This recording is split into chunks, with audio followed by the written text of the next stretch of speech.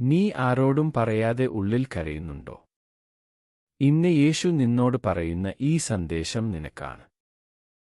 പ്രിയ സഹോദരാ സഹോദരീ, നിന്റെ വേദന യേശു കാണുന്നുണ്ട്.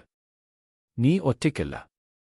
നിനക്ക് ആരും മനസ്സിലാക്കുന്നില്ലെന്ന് തോന്നുന്ന ആ നിമിഷങ്ങളിൽ പോലും യേശു നിന്റെ അരികിലുണ്ട്. ബൈബിൾ പറയുന്നു, കഷ്ടതയുള്ളവരുടെ ഹൃദയത്തിനടുത്താണ് കർത്താവ്. സങ്കീർത്തനം 34:18.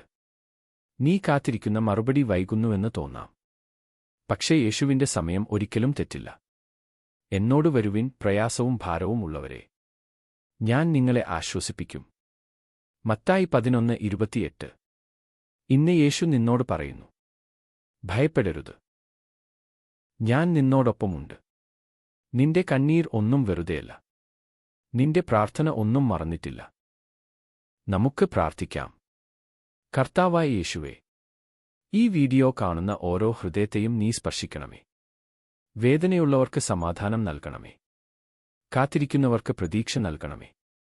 യേശുവിന്റെ നാമത്തിൽ. ആമേൻ.